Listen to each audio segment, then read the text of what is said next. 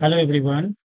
This is the lecture 2 of set theory, and in this class we are basically do the problems.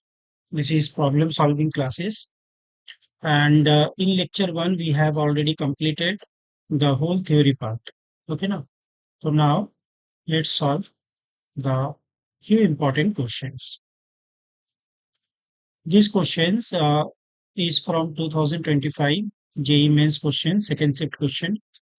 Now the question says that A is equal to set of all x belonging to 0 to pi minus pi by 2 log base 2 by pi mod of sin x plus log mod of cos x base 2 by pi is equal to 2. And B is a set of all x where x is greater than equal to 0 and having this equation. So now we have to find how many elements are there in A union B. We put here small n, which indicates the number of elements in A union B. So our first target is we are going to calculate uh, how many uh, how many elements are present in the A set. Okay, na?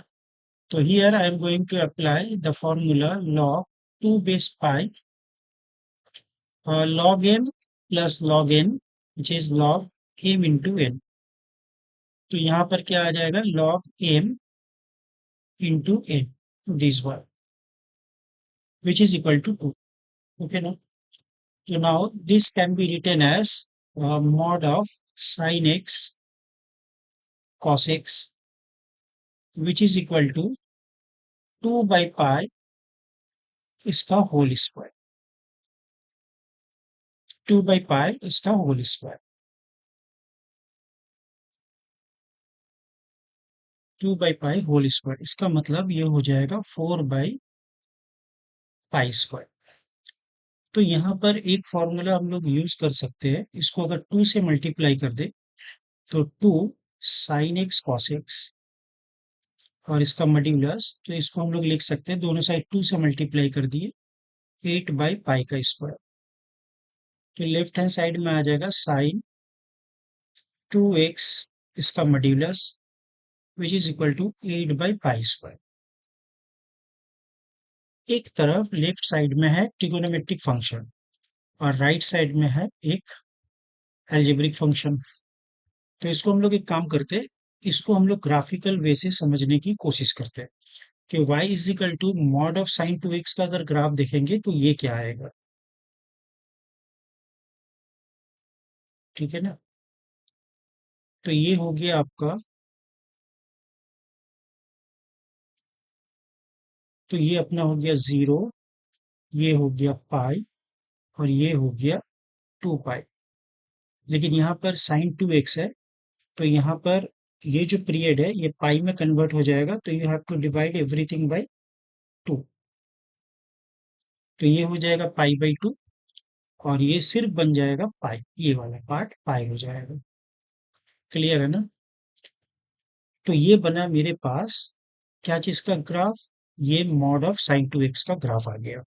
तो maximum height यहाँ पर 1 है. यहाँ पर आप थोड़ा सा graph का हाइट को ठीक कर सकते हैं, ये वाला portion. Yes, let me do that. ये हो नहीं रहा, पता नहीं क्यों. ये थोड़ा सा ऐसा ऊपर से जाएगा, है ना, सो दैट ये हाइट और ये हाइट सेम 1 लगे. क्लियर है. अच्छा, नेक्स्ट आप देखेंगे y is equal to 8 by pi का स्क्वायर. पाई मतलब होता है 3 पॉइंट समथिंग, तो इसका स्क्वायर 9 पॉइंट समथिंग. 8 को डिवाइड करना है एक नंबर जो 9 से थोड़ा सा बड़ा है, तो रिजल्ट 1 से छोटा हो जाएगा. तो इसका मतलब ऐसा कहीं ये कर्व कट करे. तो यहाँ पर आपके पास 4 सोल्यूशन आएंगे. इसका मतलब ए सेट में number of element in the A set is 4. Similarly अब हम लोग कैलकुलेट करते हैं कितने सारे एलिमेंट बी सेट में है. ठीक है ना, बी सेट में कितने सारे एलिमेंट है.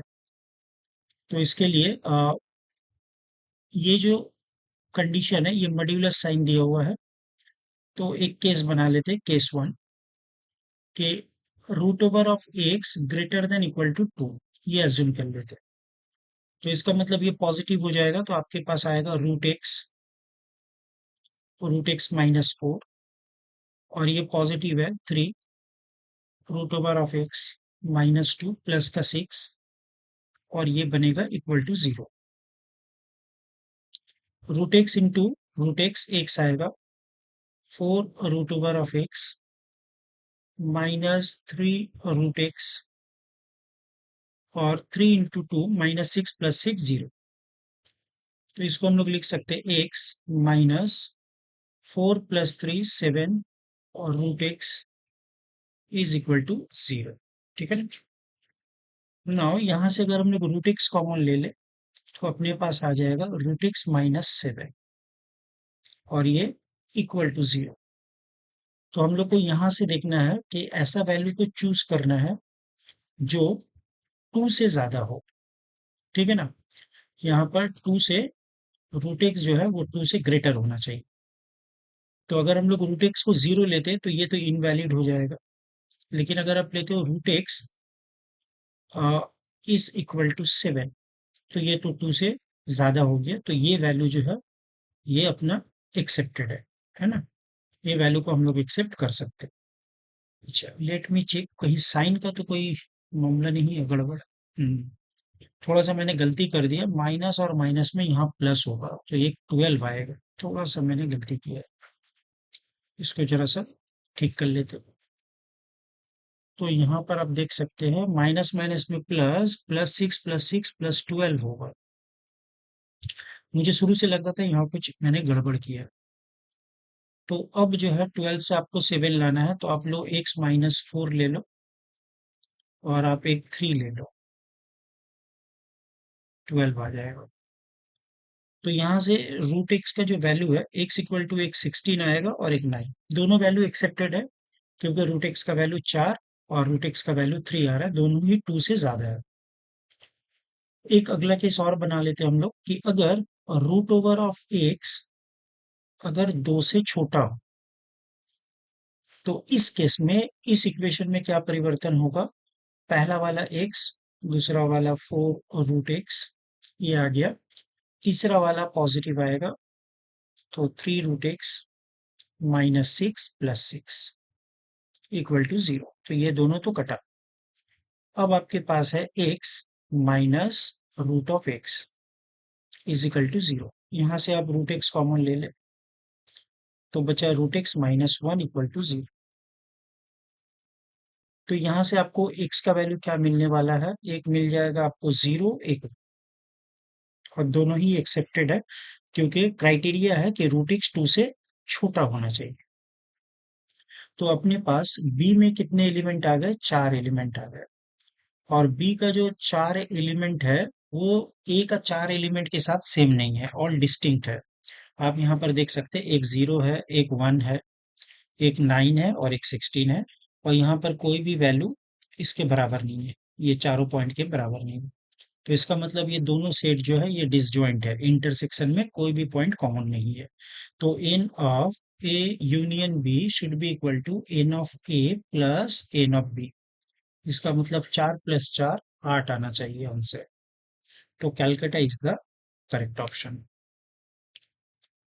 आई होप आप सभी को ये बच्चों समझ में आ रहा है, ठीक है ना, किस तरीके से मैंने केसेस बना के नंबर ऑफ एलिमेंट्स को कैलकुलेट किया।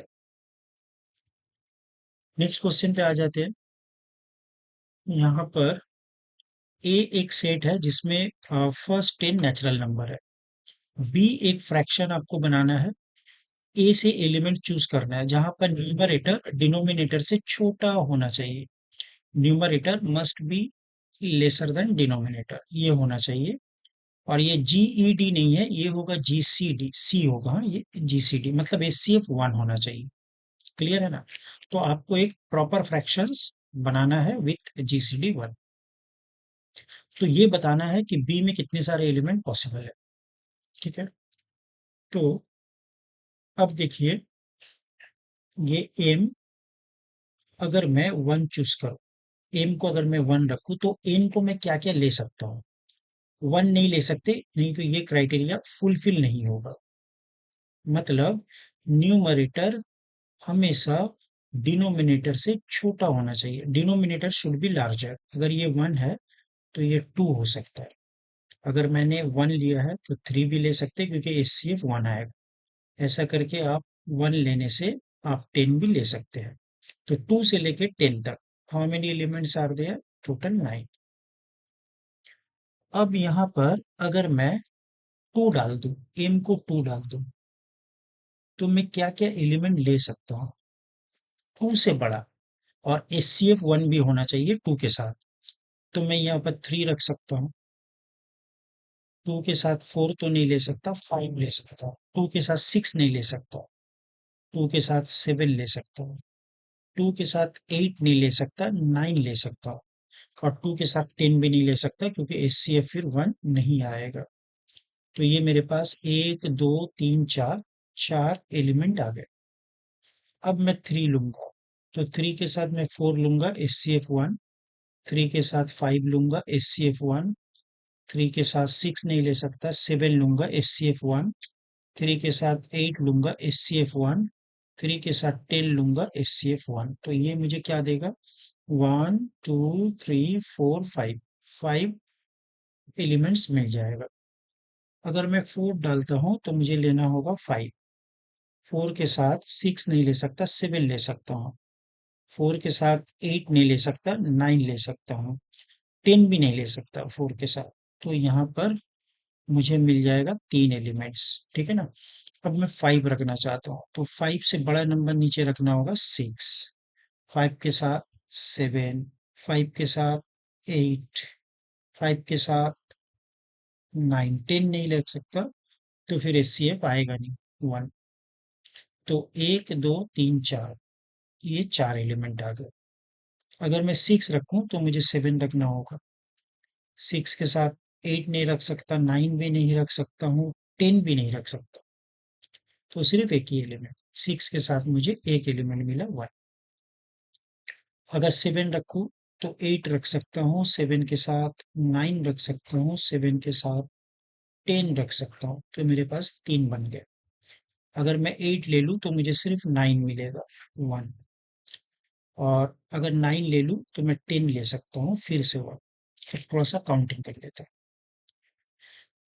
9 4 13, 13 और 5 18, 18 और इधर हो गया 3 21, 21 और 4 25, 25 और 1 26, 26 और 3 29, 30 31 30। Very good, Agra is the correct option, ठीक है ना। तो इस तरीके से बहुत इजीली जो है, छोटा नंबर था 1 से 10 तक, आप इजीली कैलकुलेट कर सकते हैं। तो ये जेई मेंस का क्वेश्चन है। नेक्स्ट आ जाते हैं। ये तो जेई मेंस में और बहुत सारे एग्जाम में रिपीट हो चुका है ये क्वेश्चंस, और ये काफी स्टैंडर्ड क्वेश्चन है, हर टेक्स्ट बुक्स में आपको मिल जाएंगे। तो ये क्वेश्चन क्या कह रहा है कि एक सेट टी है, तो ये टी जो है ये x1 x2 और ऐसे करके x50 सेट्स का यूनियन है, ठीक है ना। और हर सेट में आपके पास 10-10 एलिमेंट है, हर सेट में आपके पास 10-10 एलिमेंट है। तो अगर मैं आपसे पूछूं इसमें टोटल कितना एलिमेंट आएगा, तो आप बोलेंगे 10 इंटू 50, इतना एलिमेंट आ जाएगा। सिमिलरली आपके पास सेट है y1 y2 और ऐसे करके आपके पास yn सेट है, और हर सेट में आपके पास 5 एलिमेंट है, 5 करके हर सेट में 5 है। तो आप बोलेंगे टोटल कितना हो जाएगा 5 इंटू एन। अब क्या है कि ये जो 50 सेट्स है ना, इसमें एक चीज आपको ख्याल करना है कि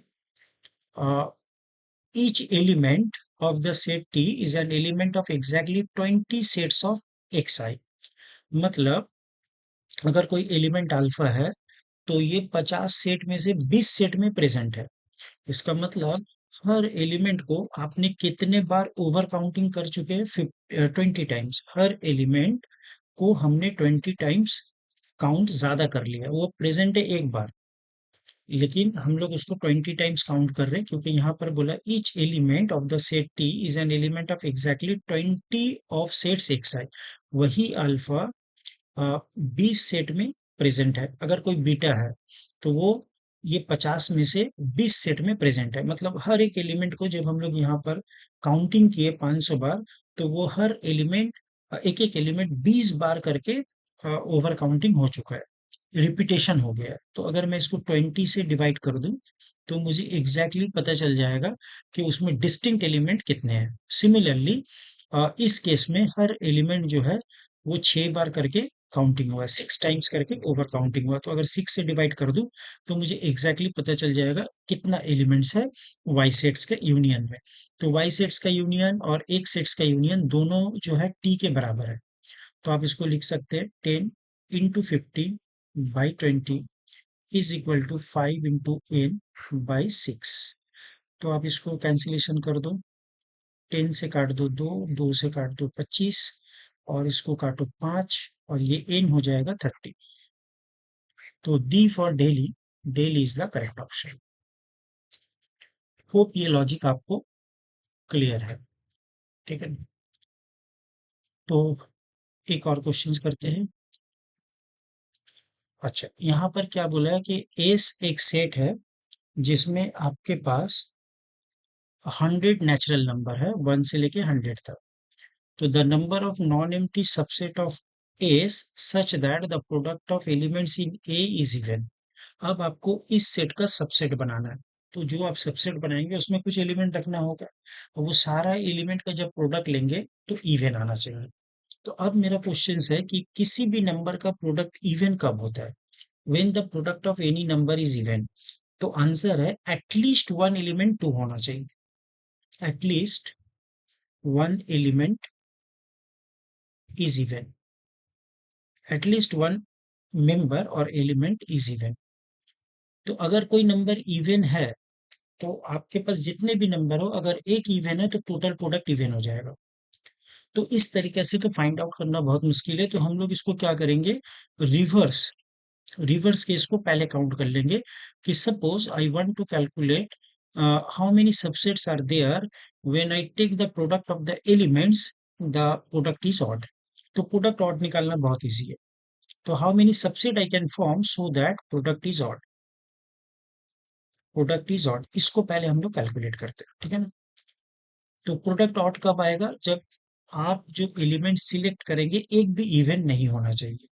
तो now I have the set in that situation 1 3 5 ऐसे करके 99 सारा ऑड नंबर मैंने यहाँ पर ले लिया। और ऐसे कितने एलिमेंट्स है यहाँ पर, 50 एलिमेंट्स है। अब इससे मैं सबसेट बनाऊंगा तो कितना बना सकता हूँ, 2 to the power 50 सबसेट। तो ये जितने भी सबसेट बनेंगे वो सबसेट के अंदर अगर आप नंबर ऑफ एलिमेंट्स को मल्टीप्लाई करेंगे तो वो हमेशा ऑड आएगा। अब जो है विदाउट एनी रेस्ट्रिक्शन, अगर मैं 100 एलिमेंट से सबसेट बनाना चाहूँ तो how many subset I can form. तो I can form 2 to the power 100 subsets, ठीक है। 2 to the power 100 सबसेट्स में बना सकता हूँ। अच्छा, इसमें एक सेट जो है वो एम्प्टी भी इंक्लूड है, लेकिन यहाँ पर बोला है नॉन एम्प्टी, नॉन एम्प्टी चाहिए। तो यहाँ से आपको एक एलिमेंट को माइनस करना होगा तो सारा नॉन एम्प्टी सेट आएगा। यहाँ पर से भी एक एलिमेंट माइनस कर देंगे तो सारा नॉन एम्प्टी सेट्स आएंगे जहां पर प्रोडक्ट ऑड है। तो यहाँ पर without any restriction I can make this type of this many subset. कोई भी रेस्ट्रिक्शंस के अलावा कोई भी रेस्ट्रिक्शंस नहीं होगा तो मैं इतने सारा सबसेट नॉन एम्प्टी सबसेट बना सकता हूं जहां पर प्रोडक्ट का एलिमेंट्स का जो प्रोडक्ट है वो इवन और दोनों मिक्स्ड है। अब यहाँ से मैं माइनस कर दूंगा ऑड वाला केस। तो अब मेरे पास कितने आएगा, 2 to the power 100 -1 minus of 2 to the power 50 -1। तो ये एग्जैक्ट रिजल्ट होगा 2 to the power 100 -2 to the power 50।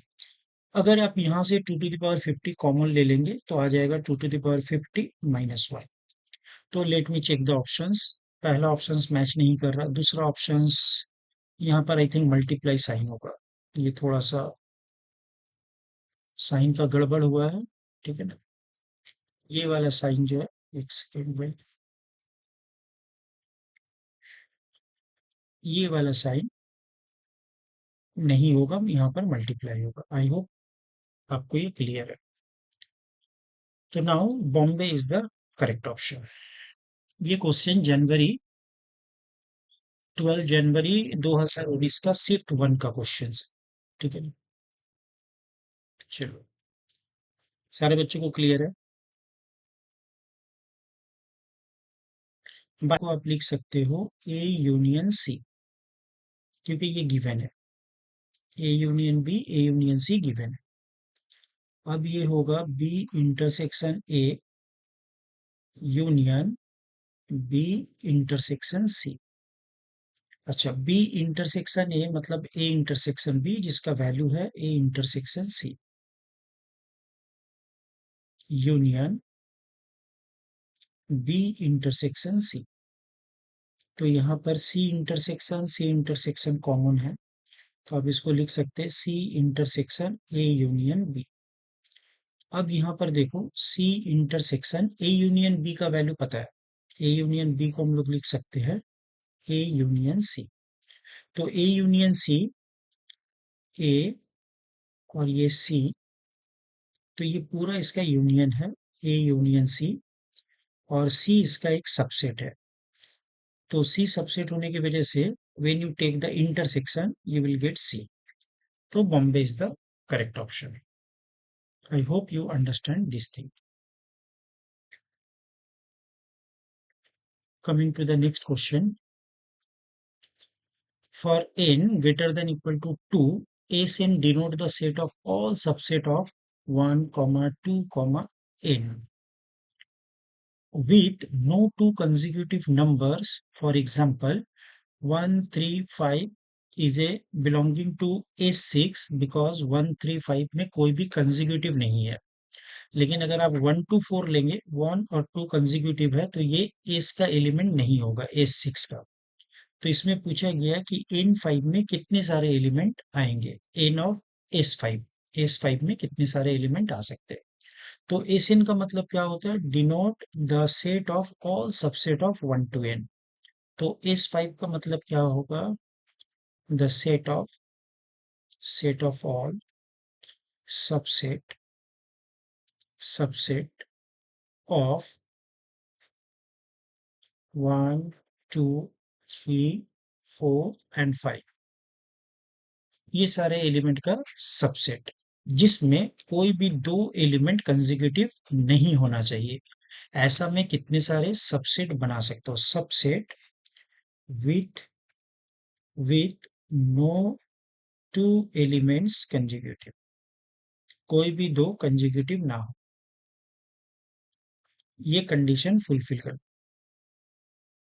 ठीक है, चलिए तो इसको देखते हैं हम लोग। सबसे पहले फाइव एक सेट है जो हर सेट का सबसेट होता है, और इसमें कोई भी एलिमेंट नहीं है, तो there is a no question of consecutive elements. दूसरा है, अगर मैं ऐसा बना लूं 1, 2, तो इसमें जितने भी एलिमेंट मैं बना सकता हूँ कोई भी कंसेक्यूटिव नहीं है।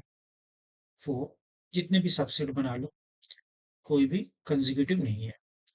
अगर मैं दो दो करके एलिमेंट लूं, 1 के साथ 3 तो कंसेक्यूटिव नहीं हुआ, 1 के साथ 4 ले लूंगा कंसेक्यूटिव नहीं होगा, 1 के साथ 5 ले लिया कंसेक्यूटिव नहीं हुआ, 2 के साथ 4 ले लिया कंसेक्यूटिव नहीं है, 2 के साथ 5 ले लिया कंसेक्यूटिव नहीं है, 3 के साथ 5 ले लूंगा कंसेक्यूटिव नहीं है, 4 के साथ 5 नहीं ले सकता। अगर मैं 3 एलिमेंट चूज करूं तो मुझे ऐसा लेना होगा, 1, 2 नहीं ले सकता मैं, 3 ले लिया, अब 4 तो नहीं ले सकता, 5। अब 4 एलिमेंट चूज करेंगे तो एक ना एक, दो जो है कंसेक्यूटिव हो जाएगा, तो 4 एलिमेंट वाला एक भी मैं सबसेट नहीं बना सकता। तो अब मेरे पास कितने सारे बने, यहाँ से एक आ गए, 1, 2, 3, 4, 5, यहाँ से 5 आए, 1, 2, 3, 4, 5, 6, यहाँ से 6 आ गए, और यहाँ से 1 आ गए, तो 5 अच्छे 11, और एक 12, और एक 13। टोटल मेरे पास ऐसा 13 सबसेट बन सकता है। आई होप दिस लॉजिक जो है आपको क्लियर होंगे। ये वाला ये वाला क्वेश्चन सब देखें। ए बी सी, ये 3 सेट है, such that A intersection B is not equal to 5, मतलब ए और बी का कुछ कॉमन पॉइंट है, ये ए है, ये बी है, और ये इनका इंटरसेक्शन है, इसमें कुछ कॉमन पॉइंट्स है। ठीक है, और वो कॉमन पॉइंट्स जो है, वो जो कॉमन सेट है ए इंटरसेक्शन बी, ये सी का सबसेट है, ये गिवन है।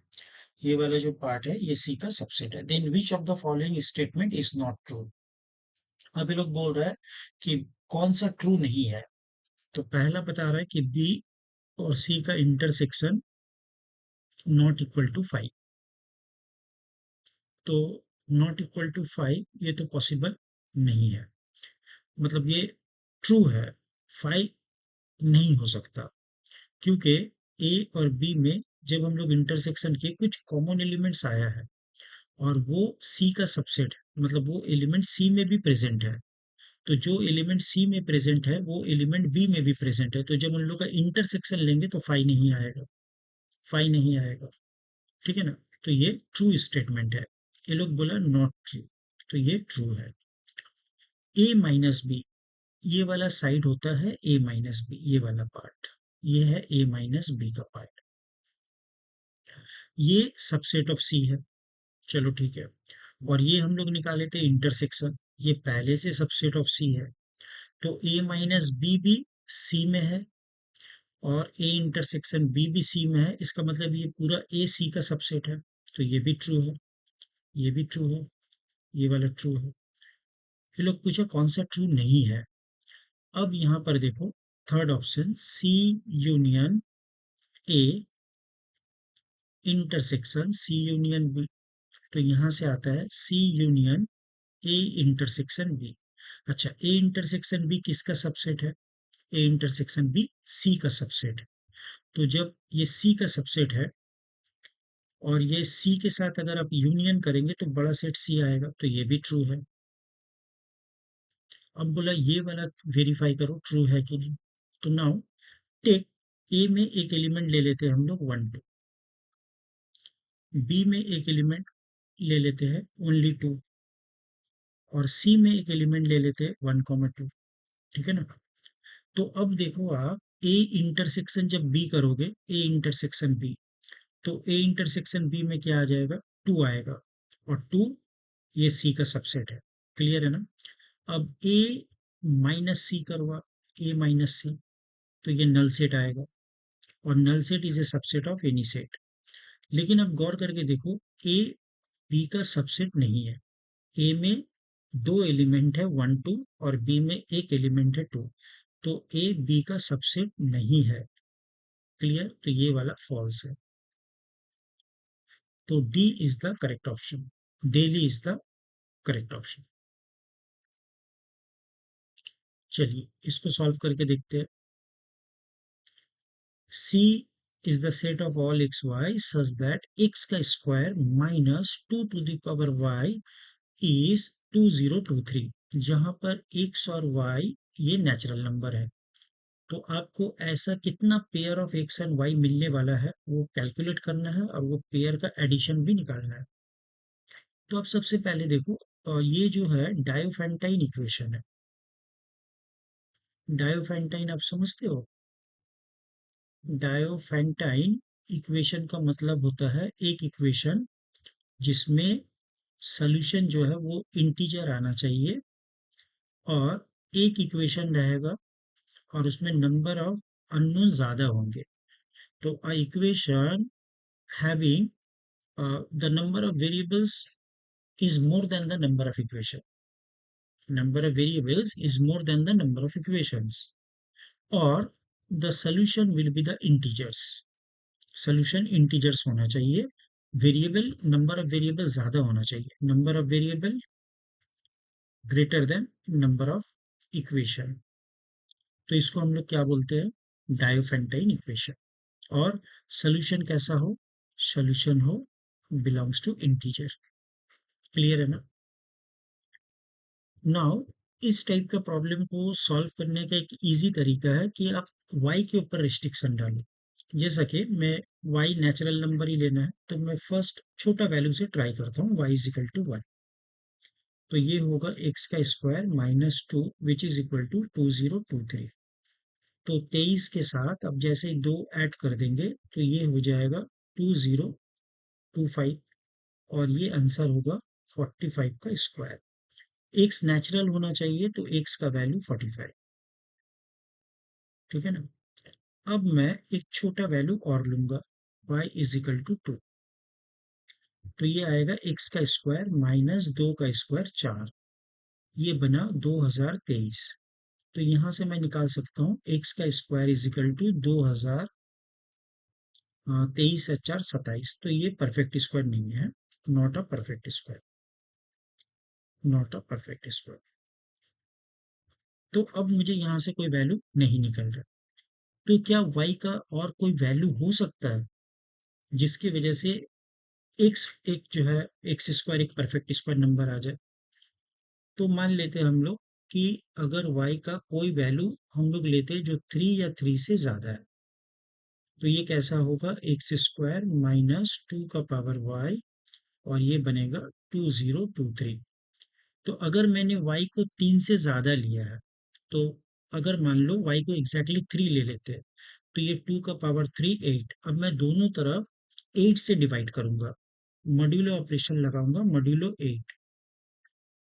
तो मॉड्यूलो 8 का मतलब होता है कि अगर मैं इसको 8 से डिवाइड करूं तो इसका रिमाइंडर जो है वो जीरो आ जाए, क्योंकि 2 का पावर 3 लेंगे तो रिमाइंडर जीरो, 2 का पावर 4 लेंगे और 8 से डिवाइड करेंगे तो रिमाइंडर जीरो। अगर मैं ये वाला साइड को 8 से डिवाइड करता हूँ तो रिमाइंडर क्या आता है उसको कैलकुलेट कर लेते हैं, ठीक है ना। 2023 और डिवाइड करने वाला हूँ 8 से, 16, 4, 2, 40, 2, 3, 16, 7। तो मेरी राइट साइड में यहाँ पर 8 से डिवाइड करने से मुझे रिमाइंडर मिलने वाला है 7। अब कोई भी स्क्वायर नंबर आप ले लो, कोई भी स्क्वायर नंबर, और उसको आप 8 से डिवाइड करो। अगर मैं 1 लेता हूँ तो 1 का स्क्वायर 1 आता है, और 8 से डिवाइड करने से रिमाइंडर 1 आएगा। 2 का स्क्वायर लूंगा 4, 8 से डिवाइड करने से रिमाइंडर 4। और उसके बाद मैं 3 का स्क्वायर ले लूंगा, अगर इसको मैं डिवाइड करूंगा 8 से तो रिमाइंडर 1। अगर मैं 4 का स्क्वायर लूंगा तो ये हो जाएगा 16, 8 से डिवाइड करूंगा 0। तो इसका मतलब मेरे पास ये वाला का तो रिमाइंडर 0 है, लेकिन इस क्वांटिटी को जब भी मैं 8 से डिवाइड करूंगा तो मेरा रिमाइंडर आएगा आइदर 1 और 4 और 0। लेकिन राइट हैंड साइड में मुझे 7 मिलेगा। तो इसका मतलब अगर y का वैल्यू 3 या 3 से ज्यादा है तो there exist no solution, there exist no solution. तो कोई भी सोल्यूशन और अवेलेबल नहीं है। तो एकमात्र सोल्यूशन क्या बना कि जब आप y को 1 लिए, x 45 आया। इसका मतलब x 45 और y 1, x का वैल्यू 45 और y का वैल्यू 1, और इन लोग का एडिशन 46। तो यही एक सोल्यूशन आपके पास अवेलेबल। ये क्वेश्चन जेई मेंस 2024 का क्वेश्चन है, और सेकेंड शिफ्ट में आया था जनवरी 29। चलिए इसको देखते हैं। The number of elements in the set such that, ये मल्टीपल ऑफ 7 होना चाहिए, ये वाला पार्ट मल्टीपल ऑफ 7 होना चाहिए। तो आप गौर करके देखिए, आपके पास एक नंबर 3 है, एक नंबर 7 है, ठीक है ना। 3 और 7 का अगर आप एचसीएफ देखेंगे तो 1 है, क्लियर। और 7 खुद एक प्राइम नंबर है, 3 भी प्राइम है। तो यहाँ पर मैं फर्मेट्स लिटिल थ्योरम अप्लाई करना चाहता हूँ। नंबर थ्योरी में एक थ्योरम है, फर्मेट्स लिटिल थ्योरम। ये थ्योरम क्या बोलता है? ये थ्योरम के हिसाब से a to the power p minus 1 is congruent to 1 modulo p. p is the prime number where a and p इनका एचसीएफ 1 होना चाहिए। तो 3 और 7 का एचसीएफ 1 होता है, और जो डिवाइजर है वो प्राइम नंबर है। तो यहाँ से एक चीज पता चला कि 3, p का वैल्यू अगर मैं 7 बैठा दूं तो 3 power 6 is congruent to 1 modulo 7।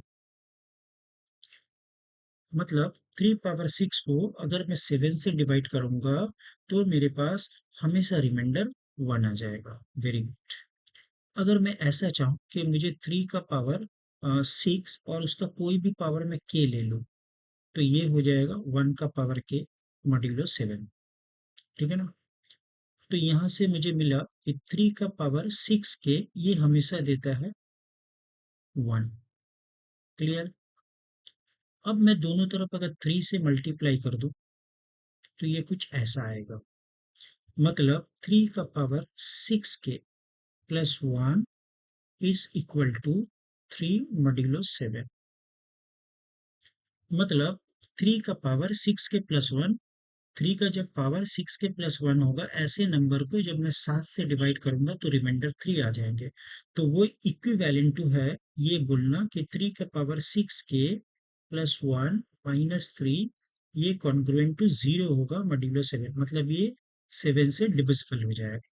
तो इसका मतलब ये आया कि 6k प्लस 1, 3 का पावर 6k प्लस 1 होना चाहिए। मतलब ये जो n है ये 6k प्लस 1 टाइप का नंबर है। तो 6k प्लस 1 अगर इस टाइप का नंबर होता है 6k प्लस 1, तो ये 100 से 10 के बीच में कितने सारे k मिलेंगे मुझे, यही कैलकुलेट करना है। They are asking find the number of element in the set. तो k का जितना सारा वैल्यू के लिए ये इनइक्वालिटी ट्रू होगा, जहां पर k एक पॉजिटिव इंटीजर होगा, तो that will be the required number. तो इसको सॉल्व कर लेते हैं। 9 lesser than equal to 6k lesser than equal to 99। तो 9/6 lesser than equal to k lesser than equal to 99/6। तो 3 से करो, 3 3 जा 9, 3 2 जा 6 lesser than equal to k lesser than equal to 3 3 जा 9, 3 3 जा 9, 3 2 जा 6। ये बना आपका 1.5 lesser than equal to k lesser than equal to ये हो गया आपका 16.5। ठीक है ना? तो वैल्यू जो है 1.5 से k का वैल्यू बेसी होना चाहिए, मतलब 2 से स्टार्ट होना चाहिए। तो k 2 से स्टार्ट हो और एंडिंग कहाँ पर होना चाहिए? 16 पे। 16 पे एंडिंग होना चाहिए। 16.5 बताया उन लोग, तो 16 मैक्सिमम आप 16 तक ले सकते हो। तो how many elements are there in this set? तो value of k is 16 minus 2 plus 1। तो ये हो जाएगा आपके पास 15। तो इस सेट में कितने सारे एलिमेंट्स हैं? 15। I hope this part is clear to everyone.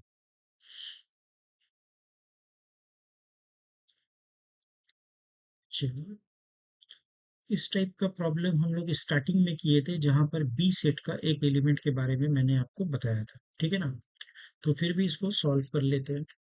चलिए, यहाँ पर बता रहा है कि इस सेट में कितने सारे एलिमेंट आपको कैलकुलेट करना है। तो वही रेस्ट्रिक्शन है कि मॉड के अंदर में ये क्वांटिटी दिया है, तो केस एक बना लेते हैं हम लोग कि root over of x greater than equal to 3। ये केस 1। ये होने से क्या होगा? पहला वाला क्वांटिटी पॉजिटिव आएगा, दूसरा वाला में कोई रेस्ट्रिक्शन नहीं है। तो root x into root x आप एक्स लिखेंगे, -6 रूट एक्स और +6 इक्वल टू 0। 2 रूट एक्स, अच्छा एक्स को पहले लिख दो। 2 root x positive -6 root x negative, तो ये बना 4 रूट एक्स। यहाँ पर आया +6 और यहाँ पर आ रहा है -6, तो ये 0। अब यहाँ से आप रूट एक्स कॉमन ले लो, तो यहाँ पर आएगा root x -4 is equal to 0। तो रूट एक्स इक्वल टू 0 डालो, that means x equal to 0, और एक वैल्यू क्या आ जाएगा? एक्स का 16। ठीक है ना? तो 0 तो हम लोग नहीं ले सकते, क्योंकि हमको चाहिए root x greater than equal to 9। ये मेरा केस है, that means x equal to x greater than equal to मुझे 9 चाहिए। ठीक है ना बेटा? अच्छा, नेक्स्ट केस लेते हैं। What will happen if x lesser than 3? X अगर 3 से छोटा हो, रूट एक्स, तो क्या होगा? पहला वाला नेगेटिव साइन से ओपन होगा, -2 रूट एक्स, माइनस माइनस में +6, और ये तो जैसा था वैसा, एक्स -6 रूट एक्स प्लस का 6। यहाँ से क्या आ जाएगा? X -2 root x -6 root x -8 root x और 6 and 6 12। ठीक है ना। आप इसको चाहो तो ऐसा मान सकते हो कि √(x)=y ले लेते हैं। तो ये y का स्क्वायर -8y+12। अब इस क्वाड्रेटिक को आप देखो, इसका डिस्क्रिमिनेंट कैसा आ रहा है। b का स्क्वायर 64 माइनस 4 × 12 48। तो इसका मतलब डिस्क्रिमिनेंट पॉजिटिव है, तो आंसर पॉसिबल है। निकाल लेते हैं। तो इसको एक काम करते हैं ना, 6 और 2 में ब्रेक कर लेते हैं। तो y=6 ले लेते हैं और एक बार 2 ले लेते हैं। 6 और -2, यस। तो y का मेरे पास दो वैल्यू आएगा, एक 6 और एक 2। y का मतलब क्या लिया था मैंने, √x। तो √x एक 6 आएगा, एक 2 आएगा। इसका मतलब x का वैल्यू एक 36 और एक 4 आएगा। बट मुझे दोनों वैल्यू 3 से छोटा चाहिए। मतलब मुझे x का वैल्यू कैसा चाहिए, लेसर देन 9। x का वैल्यू मुझे लेसर देन 9 चाहिए। ठीक है ना। और यहाँ पर क्या हो रहा है, x का वैल्यू 36 आ रहा है और एक 4 आ रहा है। तो 4 को तो एक्सेप्टेबल है, 4 को मैं एक्सेप्ट कर सकता हूँ। 9 से छोटा वैल्यू तो एक ही है, 4। और यहाँ पर 9 से बड़ा वैल्यू एक आया था, वो था 16। तो मेरे पास दो एलिमेंट आ रहे हैं। Exactly contains two element. तो contains exactly two element, B is the correct option. ठीक है ना। चलिए नेक्स्ट सम्स में आगे बढ़ते हैं। ये बहुत ही इजी क्वेश्चन है, इसको मैं आप लोगों के ऊपर छोड़ देता हूँ एज ए होमवर्क। आप इसको जरूर करें। अनदर क्वेश्चन देख लेते हैं। और तो कोई क्वेश्चन नहीं है, बस एक ही क्वेश्चन मैंने आपको होमवर्क दिया है। तो होप आपको अच्छा लगा होगा ये क्लास। नेक्स्ट हम लोग का एक सेट थ्योरी का लेक्चर 3 भी आएगा, जो प्रॉब्लम सॉल्विंग के ऊपर में बेस्ड होगा। तो मिलते हैं गाइस नेक्स्ट वीडियो में। Till then bye, have a nice day.